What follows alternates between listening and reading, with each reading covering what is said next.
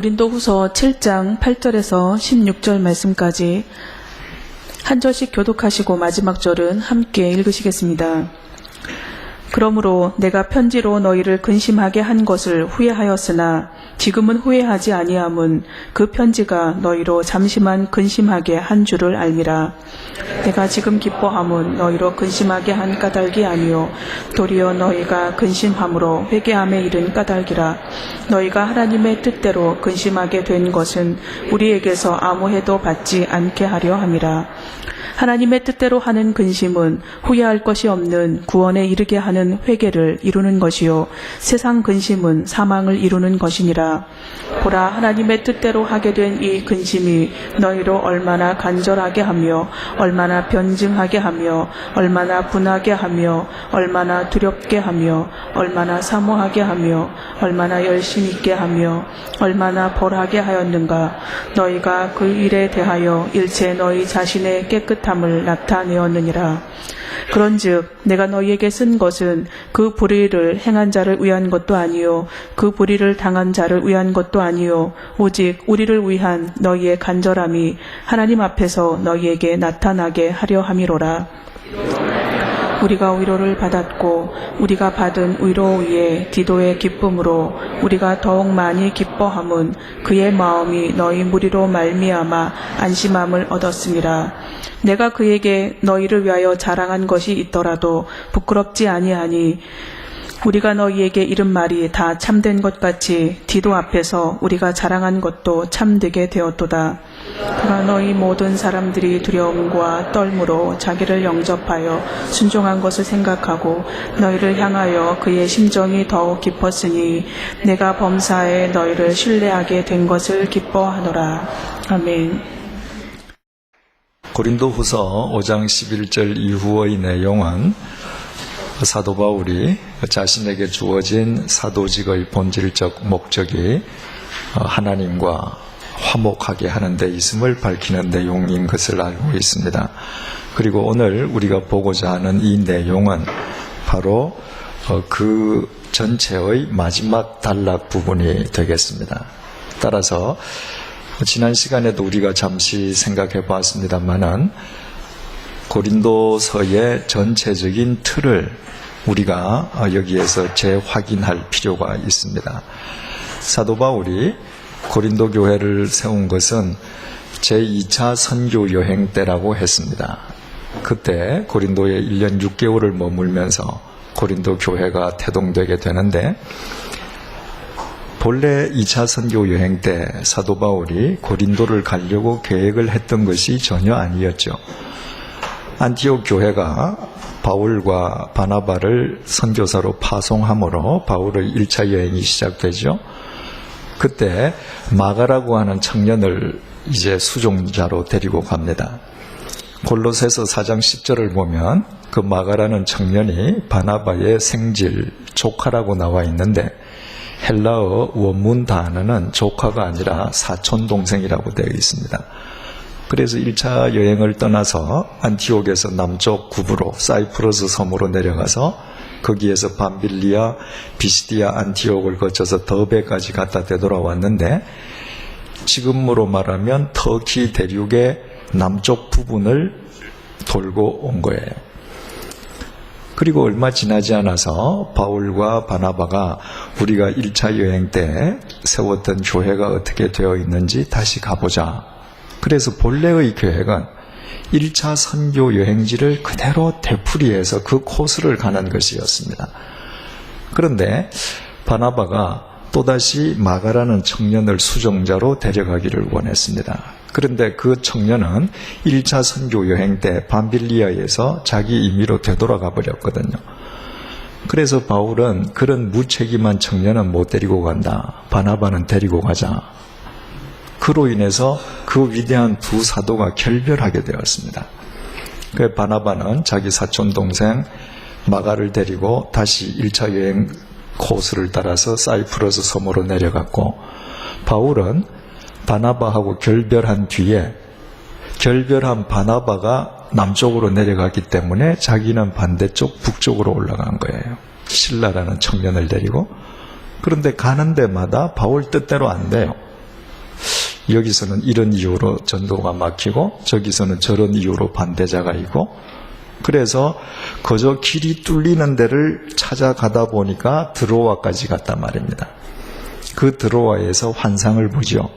마게도니아 사람이 와서 도와달라는 환상을 보고 하나님의 뜻이 여기 있나 보다 하고 배를 타고 유럽 대륙으로 건너갔습니다.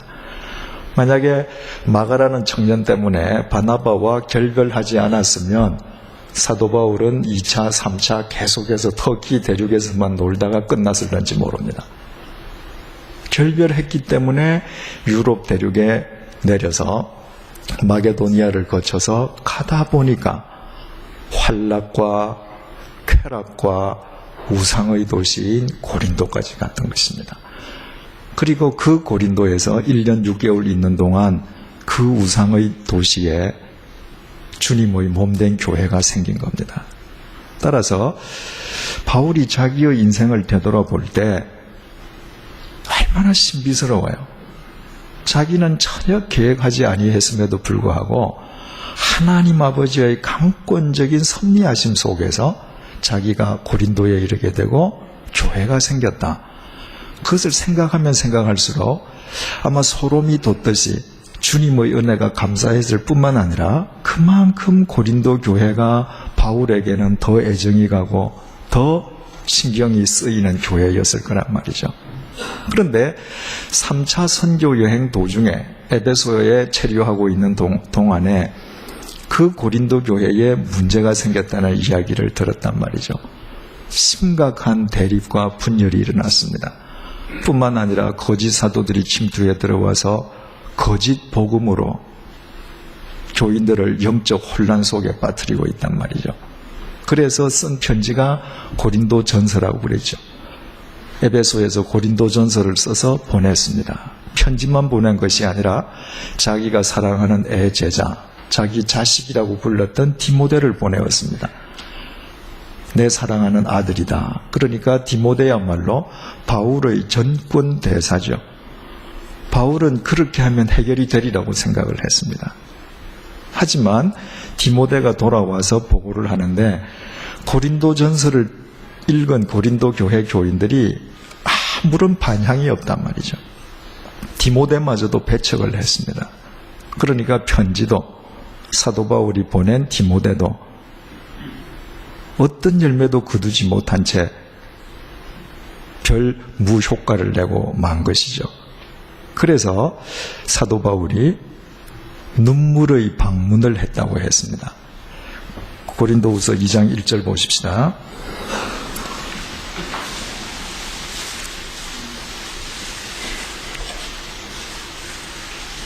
내가 다시는 너희에게 근심 중에 나아가지 아니하기로 스스로 결심하였노니 2차 선교 여행 때 처음 갔을 때 근심 중에 간 거 아니잖아요. 그죠?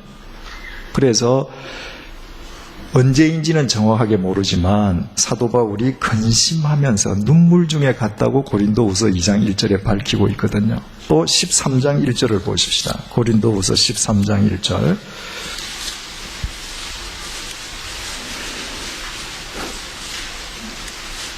내가 이제 몇 번째 너희에게 간다고요? 3번째 간다.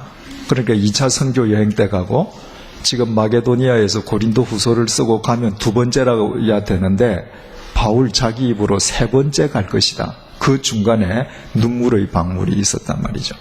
그것을 눈물의 방문이라고도 하고 근심의 방문이라고도 합니다.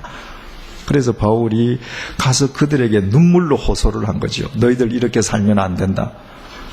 우리가 어떻게 복음으로 구원받았느냐. 눈물로 호소하였음에도 불구하고 사도 바울은 극거 에베소로 귀환할 수밖에 없게 되죠. 왜냐하면 갔음에도 불구하고 고린도 교인들이 바울을 배척했단 말이죠. 그래서 에베소에서 다시 쓴 편지가 눈물의 편지라고 그랬습니다. 고린도후서 2장 4절을 보십시다.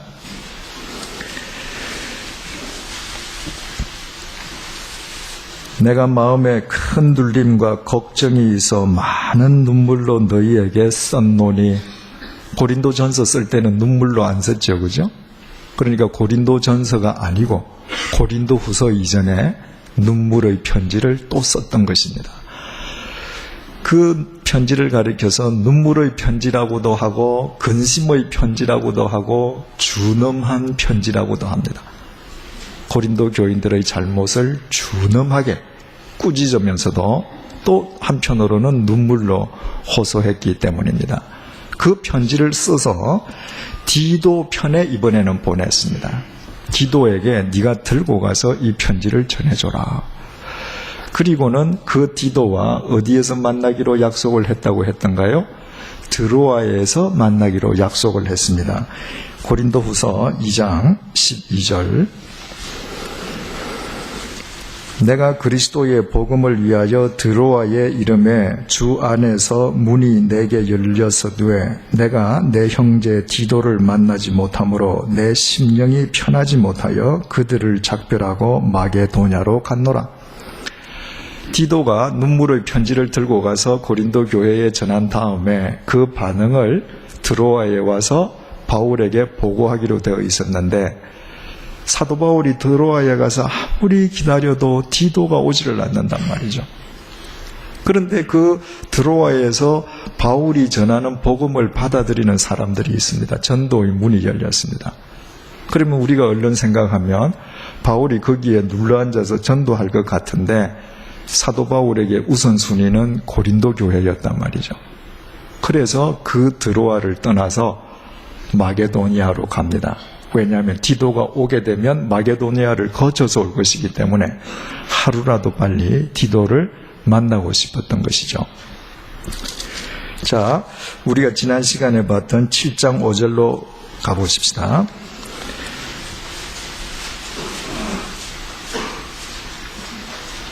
우리가 마게도냐에 이르렀을 때에도 우리 육체가 편하지 못하였고 사방으로 환난을 당하여 밖으로는 다툼이요 안으로는 두려움이었노라.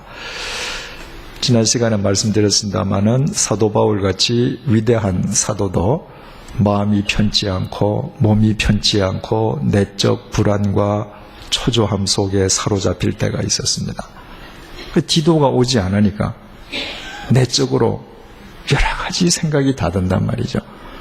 왜 사도 바울이 그렇게 내적으로 초조하고 불안해했는가? 그건 뒤에 가면 이유가 더 정확하게 나옵니다. 6절, 그러나 낙심한 자들을 위로하시는 하나님이 디도가 오므로 우리를 위로하셨으니, 마침내 마게도니아에서 디도를 만났습니다. 우리를 위로하시는 하나님이 디도가 오게 함으로 위로해 주셨어요. 7절, 그가 온 것뿐만 아니요 오직 그가 너희에게서 받은 그 위로로 위로하고, 디도가 고린도 교회에 가서 고린도 교회 교인들로부터 하나님의 위로, 격려, 위로라고 하는 파라클레시스는 격려, 위로 다 되는데요, 큰 격려를 받았습니다. 그 격려를 바울에게 와서 전해줘요. 근데 그것뿐만이 아니라 너희의 사모함과 애통함과 나를 위하여 열심 있는 것을 우리에게 보고함으로 나를 더욱 기쁘게 하였노라. 여기에 우리 성경 보면 너희의 사모함과 애통함 이렇게 되어 있어서 너희의라는 소유격은 사모함 앞에만 붙어 있는데, 헬라어 원문에는 너희의라는 이 소유격이 3번 반복됩니다. 너희의 사모함과 너희의 애통함과 나를 위하여 너희의 열심 있는 것을 우리에게 보고하므로. 디도가 와서 얘기를 했습니다. 고린도 교인들이 드디어 사모한다는 거예요. 1차적으로는 하나님이죠. 하나님에 대한 사랑이 식어 있던 고린도 교인들이 하나님에 대한 사랑을 회복했다는 것입니다. 2차적으로는 사도 바울에 대한 사모함이죠. 바울에 대한 사랑을 회복했습니다. 또 너희의 애통함, 고린도 교회 교인들이 거짓 교사들의 사설에 속아서 하나님 아버지의 말씀과 떠나 있고 서로 대립하고 분절했던 데 대해서 애통함, 하나님 앞에서 회개함으로 인해서 사도 바울이 기뻤습니다. 그 소식을 듣고. 또 3번째로 나를 위하여 너희의 열심 있는 것을, 드디어 사도 바울에 대한 신뢰를 그들이 회복한 것입니다. 그리고 사도 바울이 예수 그리스도를 본받는 것처럼 그들 또한 사도 바울을 본받고자 하는 열심을 회복했다는 것입니다. 그 이야기를 듣고 사도 바울이 기뻐했다는 것이에요. 지난 시간 여기까지 봤죠? 8절 보겠습니다. 그러므로 내가 편지로 너희를 근심하게 한 것을 후회하였으나, 디도를 만나는 순간에 그 고린도 교회가 바로 되었다는 이야기를 다 듣고 나서 왜 예전에 사도 바울이 내적 불안과 초조함을 갖고 있었는가, 비로소 이유를 밝히는 거예요. 근심의 편지를 써보낸 뒤에 내가 그 편지를 써보내지 말 걸 보냈는가, 내가 그들의 잘못하는 것을 조목조목 지적하고 추놈하게 꾸짖었는데 오히려 그 글을 읽은 고린도 교인들이 실족하는 건 아닐까, 아예 하나님으로부터 떨어져 나가는 건 아닐까.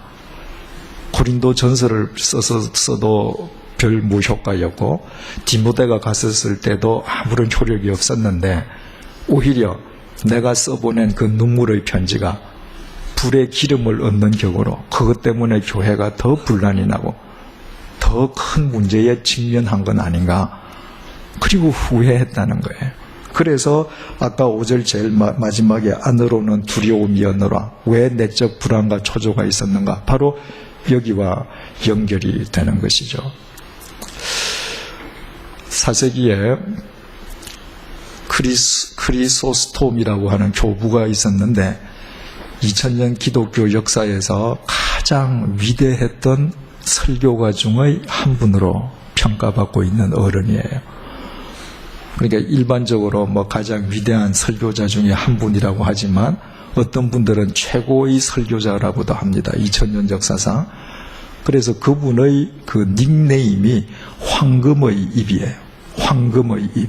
그분이 말하는 설교가 얼마나 사람들을 감동시켰던지, 그 크리소스톰이라고 하는 분이 사도 바울이 내가 편지를 보내었던 것을 후회했었다 하는 이 말씀을 놓고 주석을 가하고 설교하기를, 바로 이때의 사도 바울의 심정은 사랑하는 자식을 수술대 위에 눕힌 아버지의 후회와 같은 것이다. 이해가 되십니까? 여러분들 사랑하는 자식들을 수술대 위에 한번 눕혀보신 적이 있습니까? 7시에 수술대에 들어가서 수술실로 들어갔는데 의사 선생님이 1시간 만에 나온다고 했는데 12시가 되어도 안 나와요. 오후 5시가 되어도 안 나와요. 그때 모든 아버지는 한 번은 후회합니다. 이거 수술 안 시킬 걸 그랬나? 차라리 식이요법 시킬 걸 그랬나? 약물로 해결할 걸 그랬는가? 그런 심정이에요. 왜 후회하죠? 아들을 사랑하기 때문에. 아들을 사랑하기 때문에. 그러나 그 아이가 수술실 문을, 침대 병상에 누워서 의사가 문을 열고 나오면서 수술 잘 되었습니다 라고 하는 순간에 그 후회는 없어지지 않습니까? 바로 지금 사도 바울은 디도를 만나지 못했기 때문에 고린도 교인들을 자식같이 사랑하는 그 마음에 혹시 내가 잘못한 것은 아닌가 하고 후회했었다는 것입니다. 8절, 그러므로 내가 편지로 너희를 근심하게 한 것을 후회하였으나 지금은 후회하지 않아요. 왜? 이제는 알았으니까. 그 편지가 너희로 잠시만 근심하게 한 줄을 알미라. 그 편지로 인해서 고린도 교인들이 실족한 게 아니거든요. 그 편지로 인해서 고린도 교인들이 나았단 말이죠. 아버지가 수술을 시켜서 아이가 수술 성공적으로 하고 지금 나왔단 말이죠. 그러니까 그 후회는 없어진 거예요. 9절, 내가 지금 기뻐함은 너희로 근심하게 한 까닭이 아니요, 내가 지금 기뻐하는 것은 내 편지를 받고 너희들이 근심한 것 그 자체가 기쁨이 아니다. 도리어 너희가 근심함으로 회개함에 이른 까닭이다.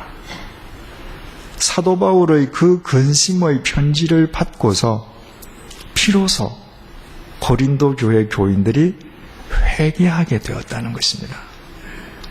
여러분, 회개하다라는 그 동사의 뜻을 설명드린 적이 있습니다. 메타노에오 하는 것은 가던 길을 돌아선다, 길을 바꾼다, 손에 들었던 것을 놓는다. 그러니까 회개와 자복은 틀린다 그랬죠. 자복은 입으로 하는 거예요. 하나님, 제가 죄인입니다. 회개는 뭐로 하는 거예요? 행동으로 하는 거예요. 돌아서든가 길을 바꾸든가 놓던가. 그래서 자복이 회개의 시작일 수는 있지만 자복 그 자체는 회개가 아니라 그랬죠. 그죠?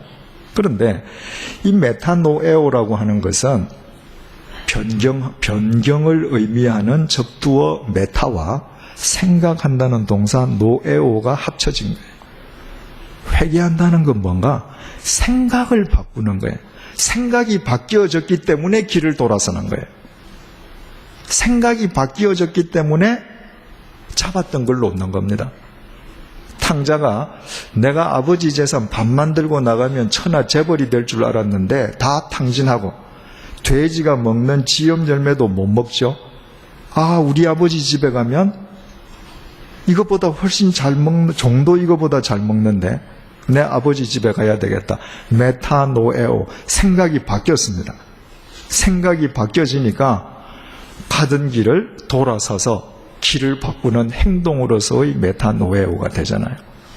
사도 바울이 근심의 편지를 보내었는데 그들이 근심함으로 인해서 실족하거나 하나님과 멀어진 것이 아니라 바로 그 근심의 편지를 받고 난 뒤에 그들의 생각이 바뀌어졌습니다. 그리고 그들의 행동이 달라졌어요. 하나님과 화목이 회복되기 시작한 것입니다. 그래서 기쁘다는 거예요. 사도 바울은 그것을 몰랐을 때 잠시 후회했었는데 그것을 알고 나니까 역시 잘했구나, 감사하다, 정말 하나님 은혜다, 기뻐하게 되는 것이죠. 9절, 내가 지금 기뻐함은 너희로 근심하게 한 까닭이 아니요 도리어 너희가 근심함으로 회개함에 이른 까닭이라. 너희가 하나님의 뜻대로 근심하게 된 것은 우리에게서 아무 해도 받지 않게 하려 함이라. 사도 바울은 그들이 회개하게 된 그 동기가 너희가 하나님의 뜻대로 근심하게 되었기 때문이다. 근심인데 그냥 근심이 아니에요. 그 편지가 고린도 교회 교인들을 하나님의 뜻대로 근심하게 했다는 것입니다. 바꾸어 말하면 하나님의 뜻, 즉 하나님의 말씀에 비추어 자신들의 삶과 행위를 되돌아봄으로 인한 근심이에요. 사도 바울의 편지를 받기 전에는 다 내가 잘났어요. 내가 다 잘했습니다. 나는 항상 정당해요. 그런데 자신들의 잘못을 사랑으로 조목조목 지적하는 사도 바울의 편지를 보고 비로소 하나님의 말씀 앞에서 그 거울에 자신들을 한번 비춰봤습니다. 그랬더니 형편없는 실상이 보이는 거예요. 그로 인한 근심이 생겼다는 거예요. 그래서 신령한 근심이라고 주석가들이 표현을 합니다. 거룩한 근심. 근심하게 된 것은 우리에게서 아무 해도 받지 않게 하려 함이라. 이 뒷구절이 조금 의미가 모호하지요. 공동번역이 아주 쉽게 이렇게 번역을 했습니다. 여러분이 마음 아파한 것은 하나님의 뜻대로 된 일이니 결국 여러분이 우리로 해서 손해본 것은 없습니다. 사도 바울이 근심의 편지를 보내었는데 그 편지로 인해서 고린도 교회 교인들이 실족해버렸다. 그러면 사도 바울 때문에 고린도 교회 교인들은 다 손해본 거예요. 그런데 사도 바울의 편지로 인해서 그들이 하나님의 말씀 앞에서 자기로 인해서 비로소 근심하는 자들이 되었습니다. 그 근심한다고 하는 헬라어 리페오는 근심한다, 번민한다, 고민한다, 슬퍼한다 이런 말이에요. 하나님의 은혜를 받고도 하나님 말씀대로 살지 못하는 자기 자신에 대해서 비로소 슬픔을 느꼈어요. 내가 이렇게 살고도 과연 하나님으로부터 구원받은 자라고 말할 수 있는가? 자기 자신에 대해서 고민하게 되었습니다. 그래서 손해를 본 것이 아니라 오히려 큰 은혜를 입게 된 것이었죠. 10절 하나님의 뜻대로 하는 근심은 후회할 것이 없는 구원에 이르게 하는 회개를 이루는 것이요. 여기에서 후회할 것이 없는 이것은 우리말 순서상 제일 뒤로 가면 그 원문의 의미를 더 보다 명확하게 이해할 수 있습니다. 하나님의 뜻대로 하는 근심은 구원에 이르게 하는 회개를 이루므로 후회할 것이 없게 만들어준다. 그 말이에요. 여러분, 하나님의 말씀 앞에서 자기 자신에 대해서 자기가 지은 죄, 자기의 모든 하나님을 외면하고 사는 행위에 대해서 거룩한 영적 번민, 그것을 가진 자만 하나님을 향해서 더욱더 나아감으로 성화를 이루어가지 않겠어요? 그 사람만 세월이 흘러가도 후회하지 않지 않겠습니까? 나중에 결론에 가서 여러분들께 말씀드리겠습니다만은 우리 2007년도 1월 3일을 오늘 맞았습니다. 신년이 돼서 세 번째 날이죠. 그죠? 여러분들이 몇십 년을 살아오셨던지 상관없이 이제껏까지 살아오신 패턴이 똑같죠? 연초 되면 결심하고 연말 되면 후회하고. 그죠? 왜 그렇습니까? 여러분 연초가 되어서 여러분들이 결심만 한다고 됩니까? 이제껏까지 여러분들이 몇십 년을 살아오시면서도 계속 똑같은 잘못을 되풀이해온 여기에 대해서 여러분들이 단 한 번도 영적으로 고민해보지 않고 여러분들의 그 연약함에 대해서 영적으로 슬퍼해보지 않고 내가 이렇게 살아서는 연말에 또 똑같이 후회할 것 아닌가라는 영적 근심을 한 번도 해보지 않고 올 1년 동안이 거룩한 성화가 이루어지겠습니까? 이 연초에 그 영적인 근심 속에 여러분들이 한번 몰입해 보시지 않는다면 2007년 12월 31일에도 똑같이 후회할 것입니다. 내가 한번 하나님의 말씀 앞에서 나의 실상에 대한 거룩한 슬픔에 잠겨 볼 때 나는 더더욱 하나님과 함께 동행하는 삶을 살 수 있게 되고 그로 인해서 11월 31일에는 후회함이 없는 한 해를 마감하게 되는 것이죠. 지금 사도 바울은 그 말 하는 것입니다. 10절 하나님의 뜻대로 하는 근심은 후회할 것이 없는 구원에 이르게 하는 회개를 이루는 것이요 세상 근심은 사망을 이루는 것이니라. 세상 근심은 하나님이 없는 근심입니다. 신앙과 무관한 근심이에요. 여러분 하나님 없는 근심, 신앙과 무관한 근심은 결국 무슨 근심이에요? 여러분을 어디다 몰아넣습니까?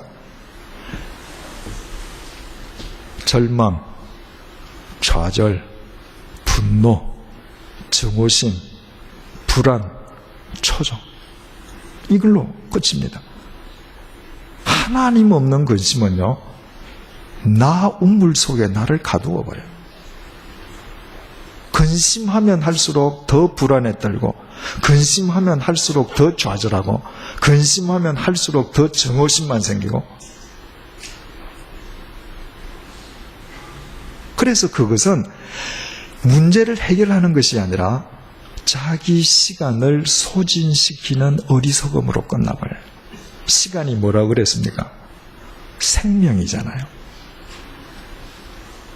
몇 번 말씀드렸지만 생명은 거창한 게 아니지 않습니까? 지금 우리 시계 초침 1초 1초 지나가는 이것이 생명입니다. 여러분들이 이 1초를 여러분의 정오심과 여러분의 분노와 여러분의 감정과 여러분의 불안과 초조 속에 여러분을 가두어 넣는다면 그만큼 여러분 자신들의 생명을 버리는 거예요. 결과적으로 사망으로 끝나버리는 것이죠. 하나님 앞에서 하는 거룩한 근심과 하나님 없는 세상 근심의 차이가 바로 여기에 있어요.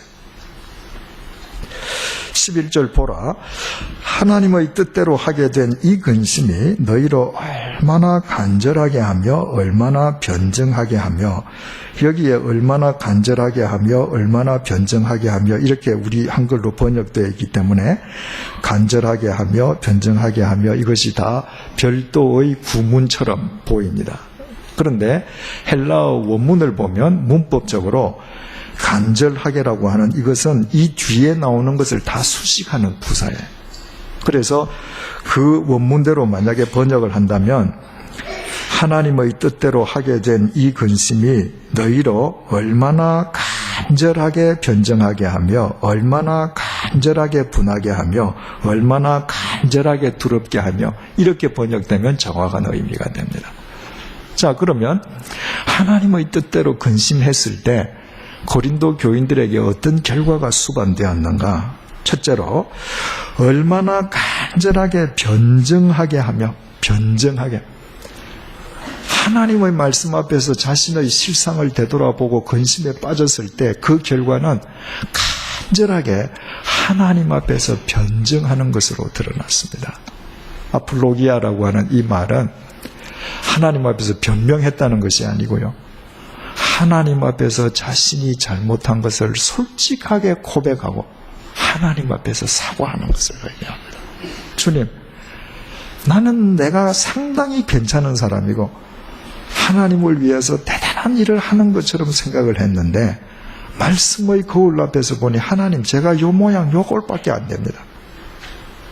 주님, 이 모습 받아주십시오. 근심에 빠지면서 비로소 하나님 앞에 자기 실상을 고백할 수 있게 되었어요. 두 번째로 얼마나 분하게 하며, 하나님의 뜻대로 근심에 빠졌을 때 두 번째 나타난 현상이 의분을 느꼈습니다. 이 의분은 고린도 교회 교인들이 맡고 있던 컨텍스트 속에서 누구에 대한 의분일까요? 첫째는 고린도 교회를 흔들고 그들에게 거짓 사설을 가르쳤던 거짓 교사들에 대한 의분일 수 있죠. 그 거짓 교사들을 그들은 스승으로 떠받들었거든요. 그러나 그보다는 두 번째로 자기 자신에 대한 의분이죠. 참과 거짓된 것을 구별하지도 못하고 이미 바울을 통해서 진리를 맛보았음에도 불구하고 무엇이 참이요 무엇이 거짓인지 알지 못한 채 부하내동했던 자기 자신에 대한 의분이죠. 여러분, 우리는 하나님 말씀을 읽으면서 내 자신에 대한 의분을 느낄 수 있어야 합니다. 내가 20년을 살았든 30년을 살았든 그래 고작 이것밖에 못 살았나? 하나님께서 매일매일 내게 생명을 주시고 나에게 수없이 많은 가능성을 주시고 수없이 많은 것들을 허락하셨는데 그것으로 내가 하나님을 위해서 산 게 고작 이것이요, 모든 나머지 것은 나의 종력을 위해서 쓴 나 자신에 대해서 의분을 느낄 수 있어야 돼. 세 번째로 얼마나 두렵게 하며, 하나님 뜻대로 하는 근심에 빠졌을 때 세 번째 나타난 현상은 하나님에 대한 두려움입니다. 두려움을 회복했습니다. 7장 1절 때 두려움 말씀드렸죠. 7장 1절 그런즉 사랑하는 자들아, 이 약속을 가진 우리는 하나님을 두려워하는 가운데서 거룩함을 온전히 이루어. 누가 거룩함을 이룰 수 있는가? 하나님을 두려워하는 마음을 가진 자입니다. 요즘은 하도 어린아이들이 왕이니까 그런 말도 없어져 버렸습니다만은 불과 20, 30년 전만 해도 이런 말이 있지 않았습니까? 손자를 예쁘다고 하면 할아버지 머리에 올라가서 상투를 흔든다고요. 요즘 아이들이 어른에 대한 두려움이 없으니까 상투를 뒤흔드는 정도가 아니에요. 하나님과 인간관계도 똑같습니다, 여러분. 하나님을 진정으로 두려워할 줄 아는 자가 그럼에도 하나님께서 나를 용서해 주셨음을 깨달았을 때의 그 사랑이 내 생명이 되는 것이고 그 사랑의 종으로 내가 살아가는 것이지, 하나님에 대한 처절한 두려움을 경험해보지 않은 사람은요, 하나님하고 늘 1대1이에요. 똑같아요. 자기하고 하나님. 아니, 하나님 위에 앉아서 놀죠. 거룩한 근심, 거룩한 번민의 말씀 속에 깊이 빠져보았을 때 내가 하나님에 대한 두려움이 없었구나. 그래서 내가 그렇게 방자하게 살았구나. 그렇게 교만했구나. 비로소 깨닫게 되었다는 거예요. 7장 1절 볼 때도 말씀드렸습니다마는 우리가 하나님을 경외한다고 그러지 않습니까? 그 경외라는 것이 공경할 경자의 삼갈 경자거든요. 삼가. 내가 안 할 거 안 하는 거예요. 외자가 뭐죠? 두려울 외자예요. 여러분, 하나님이 두려워야 내가 거룩해져요. 하나님이 두려워야 내가 안 할 것 안 합니다. 거룩한 근심에 빠지면서 두려움을 회복했습니다. 네 번째로, 얼마나 사모하게 하며 거룩한 근심에 빠져서 두려움을 회복했을 때 뒤따라가는 것이 하나님에 대한 참된 사랑이에요. 그 두려우신 하나님, 공의의 하나님이 예수 그리스도 안에서 내게 새 생명을 먼저 주셨단 말이죠. 그래서 두려움의 회복은 하나님에 대한 사모함의 회복으로 자연스럽게 연결될 수밖에 없는 것이죠. 다섯 번째로, 얼마나 열심히 있게 하며 그 사실을 알고 나면 하나님을 위해서 열심히 살 수밖에 없잖아요. 그때부터는 나의 의가 아닌 것이죠. 내가 어떻게 살든 그분의 공로예요. 여섯 번째로, 얼마나 벌하게 하였는가, 징계를 했다는 것입니다. 말하자면 고린도 교인들이 근심에 빠지고 하나님에 대한 두려움을 회복함으로 하나님 앞에서 잘못했던 자신들에 대해서 교인들끼리 스스로들 치리했다는 것이죠. 징계했다는 것이죠. 상대를 부정하기 위함이 아니라 바로 세워주기 위함이죠. 또 대상자가 거짓 사도들이 될 때는 그들을 축출하는 것이죠. 그래서 거룩한 근심으로 인해서 하나님 앞에서 자기 신앙 고백, 하나님 앞에서 의분, 하나님 앞에서 두려움, 하나님에 대한 사모, 하나님에 대한 열심, 그리고 스스로 자기 자신을 바로 세우는 치리가 회복되었습니다. 11절 제일 마지막 구절입니다. 너희가 그 일에 대하여 일체 너희 자신의 깨끗함을 나타내었느니라. 그런 과정을 통해서 정말 그들이 하나님과의 화목을 회복한 그리스도인으로서의 성결을 드러내었다는 것입니다. 여러분, 우리가 하나님과 화목한다는 것은 1대1 동등한다는 그런 의미가 아니라 피조물의 자기 위치를 되찾아서 창조주 하나님을 바르게 섬기고 그분의 말씀대로 살아가는 새로운 피조물로 거듭나는 것이라고 그랬죠. 그죠? 내가 정말 하나님과 화목한 자이다. 증거가 어디에서 드러납니까? 주일 예배 드리는 거, 수요 성경 공부 참여하는 거, 이것도 아름다운 일이죠. 그러나 우리가 아무리 주일 예배 참여하고 수요 성경 공부에 열심으로 출석해도 우리 자신을 하나님 앞에서 성결하게 하지 않으면 우리는 하나님과 화목을 회복한 사람이 아닙니다. 내가 하나님 앞에서 거룩한 근심에 빠지고 그래서 나의 구원자이신 하나님만을 내 삶의 목적으로 삼고 그분과 날마다 화목을 이루어 간다면 우리는 성결을 지켜갈 수밖에 없습니다. 내 입은 옷이 하얀 옷이 새카맣게 더러워졌는데 더러워지면 아무 데 가서나 눕죠. 그죠? 이 옷을 세탁소에 보내서 깨끗하게 드라이 클리닝을 해서 새 옷이 되었습니다. 조심하죠. 내가 그리스도 안에서 새 피조물이 되었다면 성결해야죠. 그런데도 새로운 피조물이 되었다, 보라 옛것은 지나갔다라고 고백은 하면서도 옛 삶을 탈피하지 않고 그대로 산다는 것은 내가 그리스도 안에서 성결하게 드라이 클리닝이 되었다는 사실 자체를 모르고 사는 거란 말이죠. 12절 그런즉 내가 너희에게 쓴 것은 그 불의를 행한 자를 위한 것도 아니요 그 불의를 당한 자를 위한 것도 아니다. 불의를 행한 자는 누구이겠습니까? 1차적으로 고린도 교회에 들어와서 거짓 사설을 퍼뜨렸던 거짓 사도들이죠. 또 그들에게 부하내동에서 교회를 흔들었던 사람들. 사도 바울은 그 거짓 교사들에 대해서 그들의 잘못을 계속 언급을 합니다. 또 이 이후에도 또 해요. 그러나 사도 바울이 편지를 쓴 목적이 그 자체가 아니라는 거예요. 그 사람들의 잘못 자체를 드러내기 위해서 편지를 쓴 건 아니란 말이죠. 그건 편지의 한 부분일 뿐이에요. 또 그 불의를 당한 자를 위한 것도 아니다. 불의를 당한 사람은 누구예요? 사도 바울 자기예요. 바울은 이 앞에서도 자기가 복음을 전하면서 얼마나 핍박을 당하고 얼마나 괴로움을 당하고 거짓 교사들한테 모함을 당하는지 밝힌 부분이 있지 않습니까? 그런데 그것 자체도 없어. 편지를 쓴 목적은 아니에요. 목적은 무엇인가?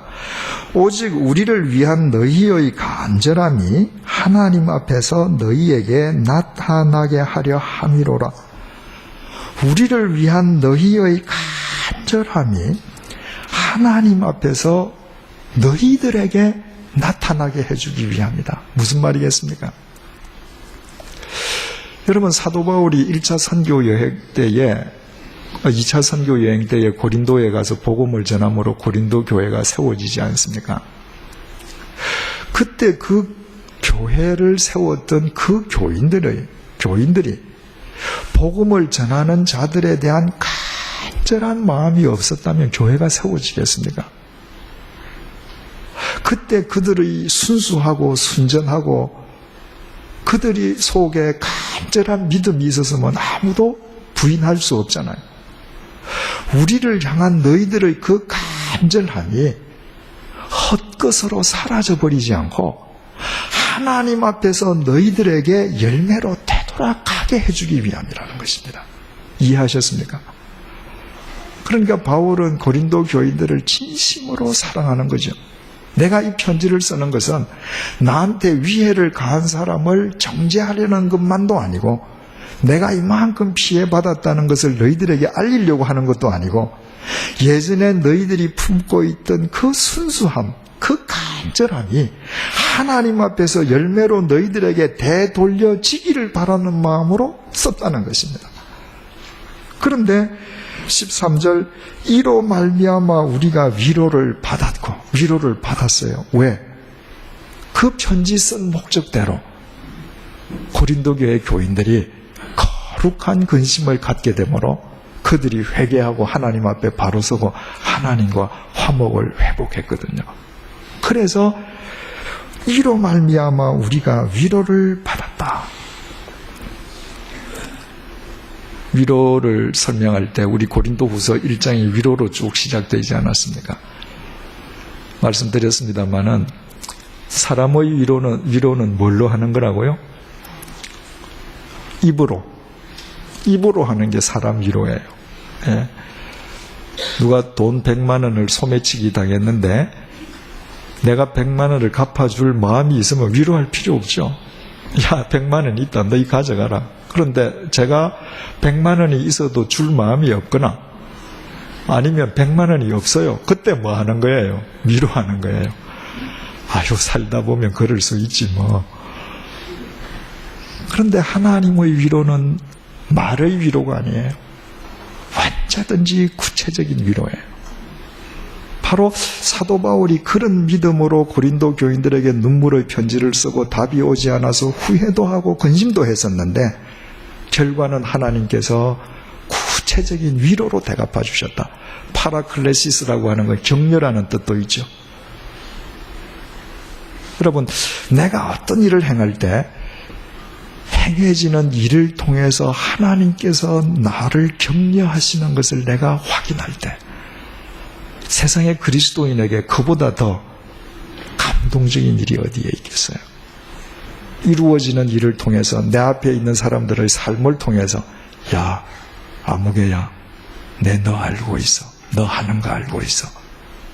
그리고 하나님의 파라클레시스를 경험할 때 그보다 우리 자신들을 하나님께 더 드리는 동기가 어디에 되겠습니까? 그렇죠? 늘 하나님께서는 그렇게 위로해 주셔요. 격려해 주셔요. 우리가 보지 못할 뿐인 것이죠.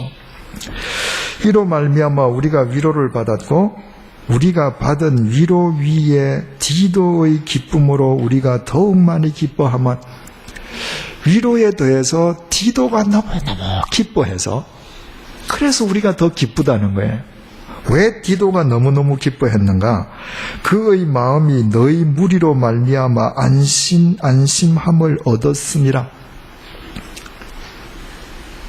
여러분, 이 구절의 의미를 바르게 알려면 그 당시 정황을 생각해 보셔요. 이 디도라는 사람이 얼마나 위대한 사람인지. 고린도 교회에 문제가 생겼습니다. 거짓 교사들이 들어가서 사도 바울은 거짓말쟁이래요. 저 사람은 사도가 아니래. 추천서도 없고 자천서도 없고 사도 바울이 고린도에서 가르친 것은 모두가 다 거짓말이랍니다. 사도 바울이 고린도전서를 쓰고 디모데, 바울이 아들이라고 여기는 디모데를 보내었는데도 고린도 교회 교인들이 배척해버렸어요. 위대한 스승 바울이 눈물의 방문을 하고서도 실패했습니다. 바울이 실패하고 돌아와서 편지를 한 장 써줍니다. 야, 디도야, 이번에는 네가 들고 가라.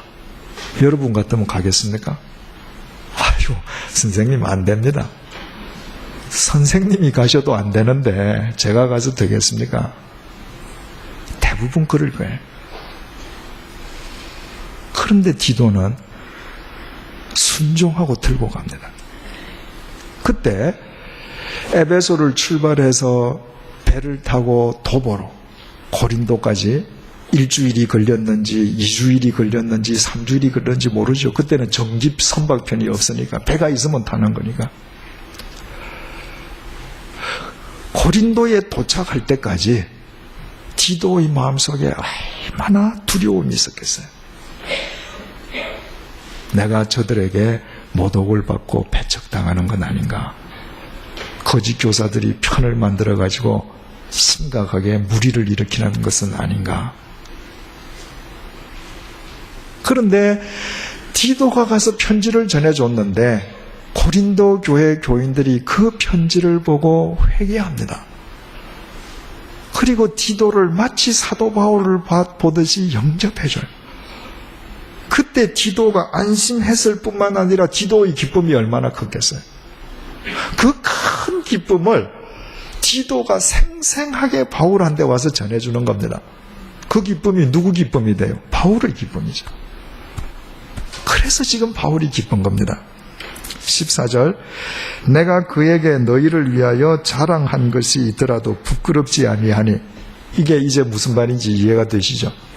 디도를 가라고 했을 때 디도가 썩 내키지 않았겠죠, 그죠? 그때 디도에게 사도 바울이 고린도 교인들을 덕담을 해준 겁니다.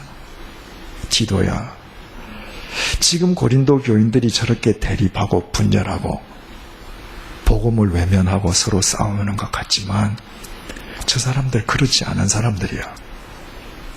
그렇지 않고야 그 사람들이 처음에 예수 믿고 교회가 생겼겠냐.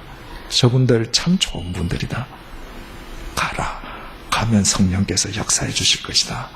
그리고 자랑을 했는데 내가 그에게 너희를 위하여 자랑한 것이 있더라도 부끄럽지 아니하니 우리가 너희에게 이런 말이 다 참된 것 같이 사도 바울이 고린도 전후서 눈물의 편지를 써서 쓴 그 내용이 다 참된 것처럼 디도 앞에서 우리가 자랑한 것도 참되게 되었도다. 디도한테 고린도 교회 교인들을 자랑하고 덕담을 해주었는데 결과적으로 그게 다 사실이 되죠. 만약에 디도가 갔는데도 고린도 교회 교인들이 회개 안 하고 몰매를 맞고 왔다.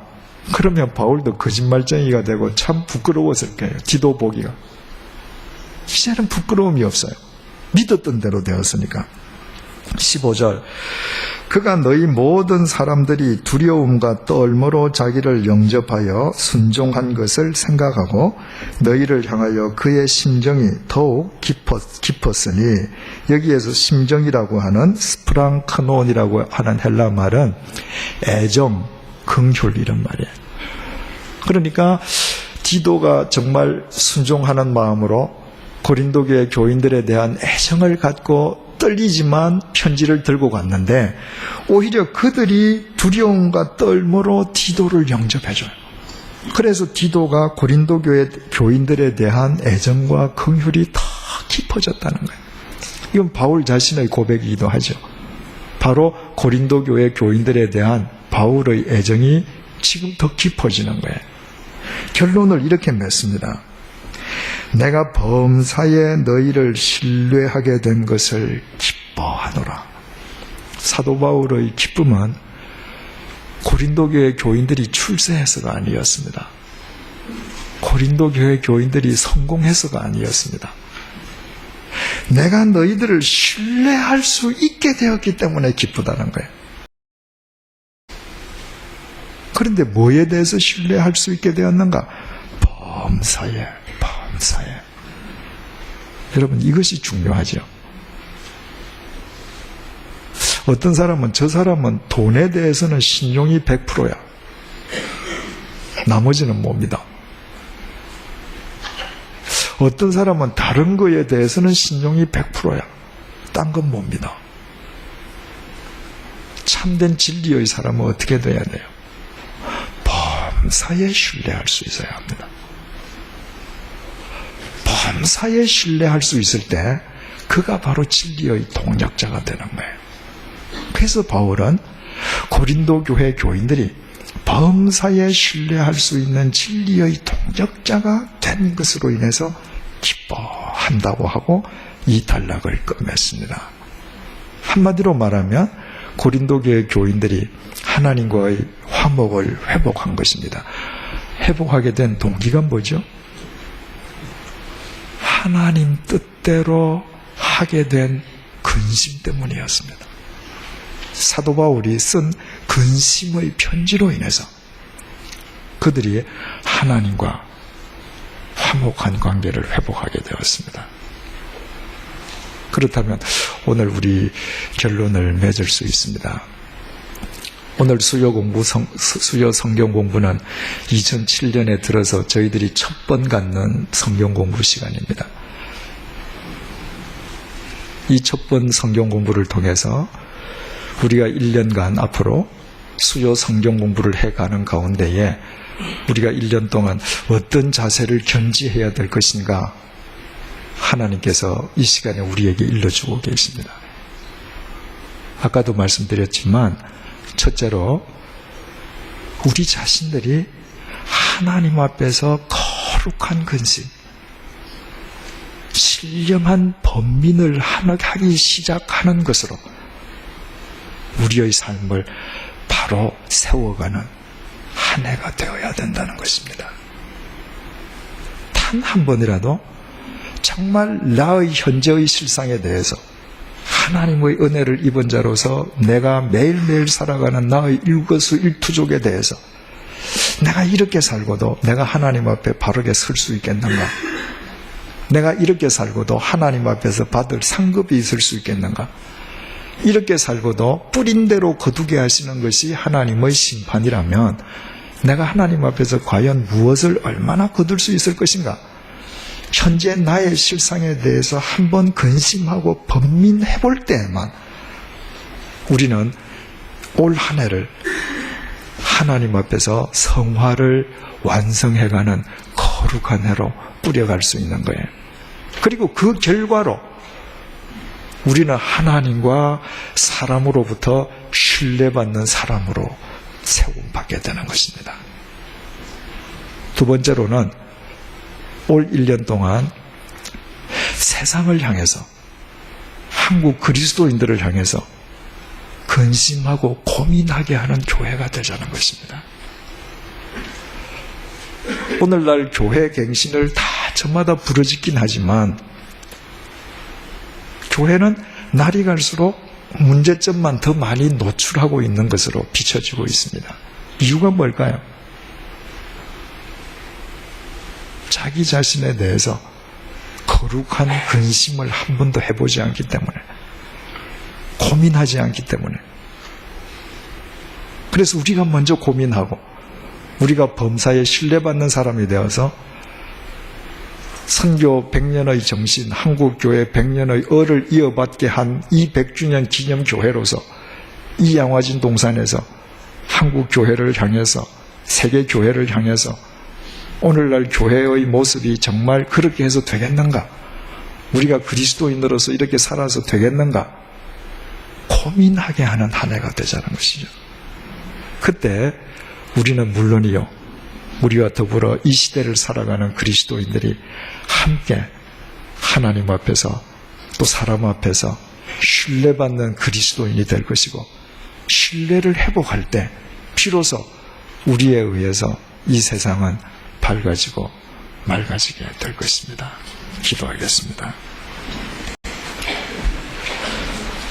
하나님 아버지, 고린도 교회 교인들이 거룩한 근심에 빠지기 전까지는 하나님의 말씀의 거울 앞에 자신들의 실상을 비춰보고, 거룩한 범민에 빠지기 전까지는 그들은 자신들은 늘 옳고, 자신들은 늘 의롭고, 자신들이 행하는 것은 늘 잘하는 것이라 생각했습니다.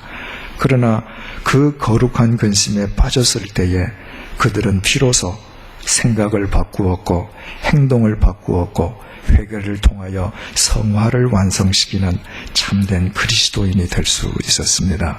주님, 이 말씀으로 저희들 2007년도 수요 성경 공부를 시작하게 해주셔서 정말 감사합니다.